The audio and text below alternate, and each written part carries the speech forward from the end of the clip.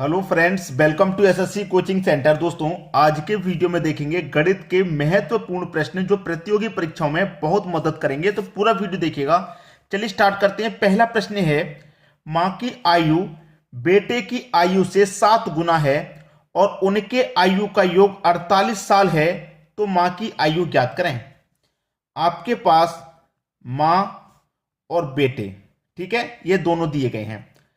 मां की आयु बेटे की आयु से 7 गुना है। अगर बेटे की आयु 1 होगी तो मां की कितनी है? 7 गुना। ठीक है, ये हो गया इनका रेशियो। आपके पास दे रखा है दोनों की आयु का योग 48 साल। जब आपके पास योग दिया जाता है तो आप अनुपातों का भी योग करते हैं। तो अनुपात का योग करेंगे 7 और 1 8। तो इस योग में अनुपात के योग से डिवाइड कर देंगे। 8 6 48, 6 बार में गया। पूछ क्या रहा है? मां की आयु ज्ञात करें। तो मां का जो अनुपात था वो कितना था? 7 था। तो 6 का गुना 7 से कर दो, 6 7 42। कितना हो जाएगा? 42 हो जाएगा। यही आपका सही जवाब है। मां की आयु पूछी थी, मां की आयु हो जाएगी 42 साल। तो आसानी से सभी को समझ में आ गया प्रश्न। अब देखेंगे हम अगला प्रश्न। अगला प्रश्न है, और यह प्रश्न एवरेज से है। 32 लोगों का औसत वजन 96 किलो है। एक व्यक्ति के शामिल होने से औसत वजन 2 किलो बढ़ जाता है। शामिल हुए व्यक्ति का वजन ज्ञात करें। आपसे कहा गया है कि 32 लोगों का औसत 96 है, तो योग कितना हो जाएगा? 32 का गुना 96 से कर दीजिए। 32 का गुना 96 से करेंगे, ये हो जाएगा 3072। ये क्या हो गया? आपके पास योग हो गया 32 लोगों का। फिर इसमें एक व्यक्ति शामिल हो गया। पहले से 32 थे, एक व्यक्ति शामिल हो गया तो व्यक्ति कितने हो गए? 33। व्यक्ति 33 हो गए और वजन कितना बढ़ गया? 2 किलो बढ़ गया। औसत वजन पहले से 96 था, 2 किलो और बढ़ गया तो 98 हो गया। तो अब योग कितना हो जाएगा 33 व्यक्ति का? 33 का गुना 98 से कर दीजिए, ये हो जाएगा 3234। ये हो गया 33 व्यक्तियों का योग। हमसे पूछा है शामिल हुए व्यक्ति का वजन ज्ञात करें। हमारे पास वजन ज्ञात करना है, ठीक है। शामिल जो व्यक्ति हुए हैं, ये मेरे पास 33 व्यक्ति का योग है, ये 32 व्यक्ति का है। अगर मैं 33 में से 32 का घटा दूं, 33 में से 32 का घटा दूंगा तो जो शामिल व्यक्ति हुआ था उसी का तो बचेगा 1 का। तो मैं घटा दूंगा, 33 में से 32 का घटा दूं, ठीक है। तो मैं 3234 में से 3072 घटा दूंगा, ये बचेगा मेरे पास 162। तो एक व्यक्ति का कितना बचा? जो शामिल हुआ था उसका बचा 162। यही तो चाहिए था हमें। शामिल हुए व्यक्ति का वजन ज्ञात करना 162 है, ठीक है। यही हमारे प्रश्न का बिल्कुल सही जवाब हो जाएगा। अच्छे से समझ में आ गया। अब देखेंगे अगला प्रश्न। अगला प्रश्न है, x square minus 11x plus 18 बराबर 0 है, तो मूलों के वर्गों का योग ज्ञात कीजिए। मूलों के वर्गों का योग, कभी भी इस तरीके का प्रश्न आ जाए, आपसे कह दे मूलों के वर्गों का योग, ठीक है, तो कैसे करेंगे? ये आपके पास क्या है? x है ना, तो ये आपके पास एक x ही तो है। एक x जो है, एक इसमें साइलेंट है, लेकिन है क्या? ये एक x। तो आप इसमें करेंगे क्या? इस एक x का इस 18 से गुना करेंगे। तो एक का 18 से गुना कर दीजिए, आप कितना हो जाएगा? 18 ही रहेगा। 18 ही तो रहेगा। अब आप इस 18 का क्या करें? ऐसे गुणनखंड करें कि गुना करें तो 18 आ जाए और जोड़ें या घटाएं तो 11 मिल जाए। ऐसे करने हैं आपको। तो करेंगे क्या? अगर आप 9 गुने 2 करें तो 9 गुना 2 18 हो जाएगा, और 9 और 2 को जोड़ें तो 11 हो जाएगा, ठीक है। कंडीशन सेटिस्फाई हो गई। अब कंडीशन जब सेटिस्फाई हो जाती है तो करते क्या है? यहां पर क्या, ये प्लस का 18 है ना मेरे पास, प्लस का 18। जब प्लस का 18 है तो इनका चाहे वर्ग पूछे, चाहे क्यूब पूछे, घन पूछे, उसे हम प्लस का है ना तो प्लस कर लेंगे। अगर माइनस का है तो माइनस करते हैं। इस बात को याद रखिएगा, ठीक है। अब देखिए हमसे क्या पूछा है कि मूलों के वर्ग का योग। तो हमारे पास मूल क्या क्या निकल के आए हैं? 9 और 2। 9 और 2 निकल के आए हैं ना, तो इनके वर्ग का योग पूछ रहा है। दोनों मूल के वर्ग का योग, दोनों का वर्ग का योग। तो 9 का वर्ग कितना हो गया? 81। 2 का वर्ग हो गया 4। दोनों का योग पूछ रहा है। 81 और 4 कितना हो जाएगा? ये हो जाएगा 85। यही आपका बिल्कुल सही जवाब है। यहां पर प्लस था इसीलिए प्लस करना पड़ा। अगर ये माइनस का 18 होता तो यहां पर माइनस किया जाता। आगे एक और प्रश्न मैंने ऐसा कराया है जिससे कि सारे डाउट क्लियर हो जाए, ठीक है दोस्तों। अब देखेंगे अगला प्रश्न। अगला प्रश्न है sine x plus cos x बटे में टेन 90 डिग्री माइनस एक्स बराबर किसके होगा। देखिए आपके पास ये क्या है, टेन 90 डिग्री माइनस एक्स। अब एक चीज सीधा सीधा चलिए, टेन 90 डिग्री माइनस एक्स। अब इस टेन की जगह हम क्या लिख सकते हैं, टेन की जगह क्या होता है, कॉट एक्स होता है। भाई इसकी कितनी वैल्यू है, कॉट एक्स होता है। भाई टेन कॉट में चेंज होता है तो टेन क्या हो गया, कॉट एक्स हो गया। अब एक चीज और, कॉट एक्स को क्या लिख सकते हैं आप, कॉस बटे में साइन लिख सकते हैं कि नहीं लिख सकते। तो कॉस एक्स बटे में साइन एक्स हो गया। कॉट एक्स को जब चेंज करेंगे तो कॉस बटे में साइन होता है, ये हमारा हो गया।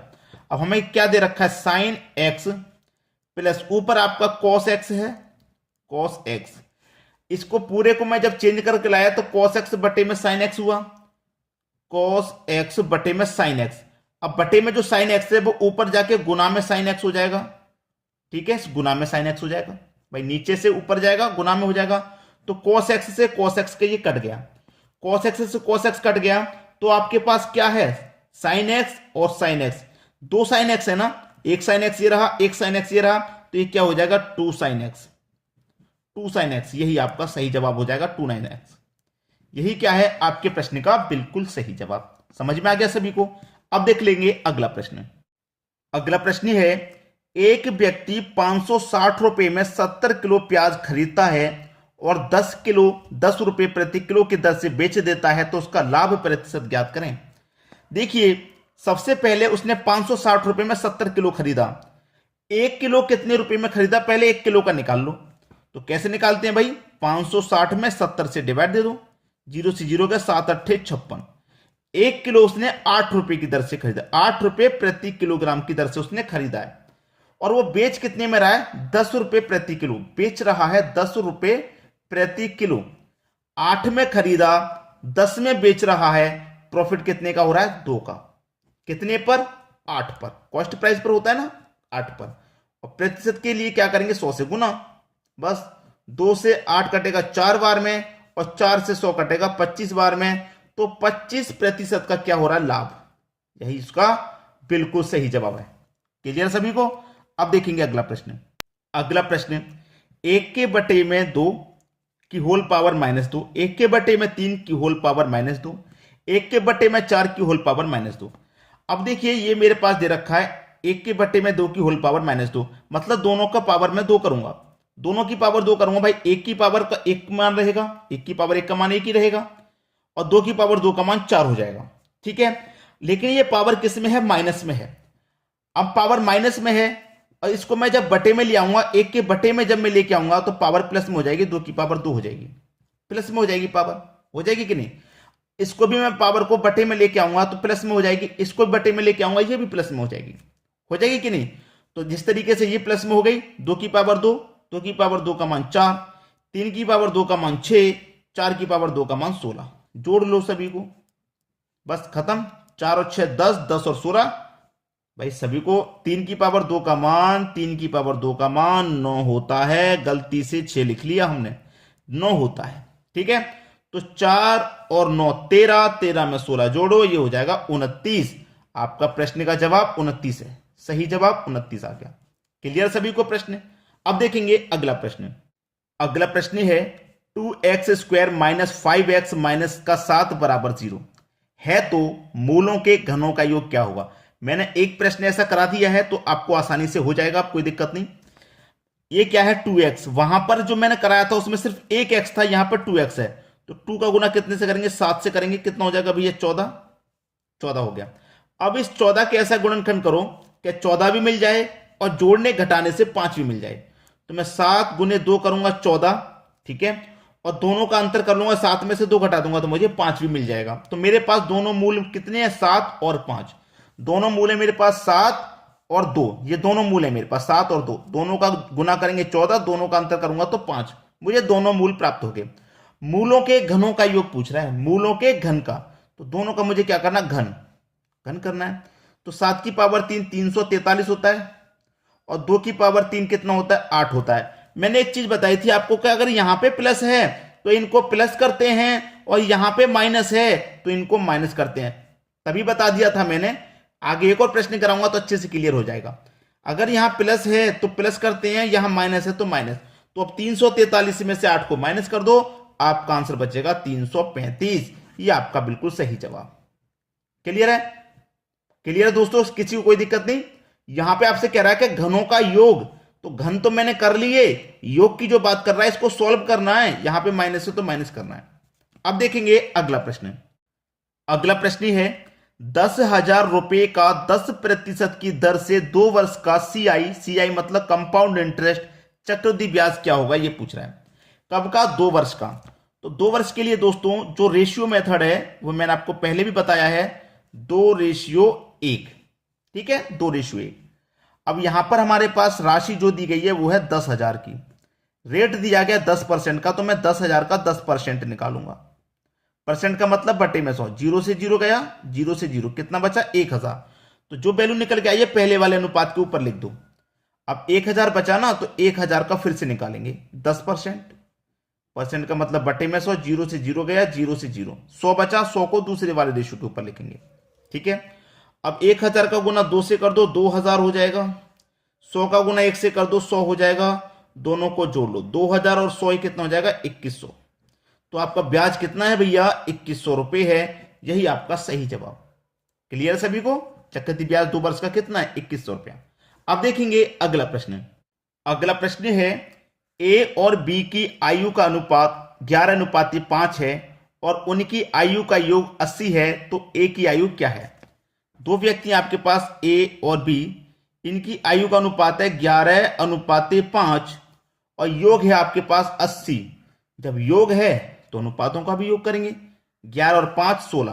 तो इस योग में अनुपात के योग से डिवाइड कर दो, 16 से 80 5 बार में कटेगा।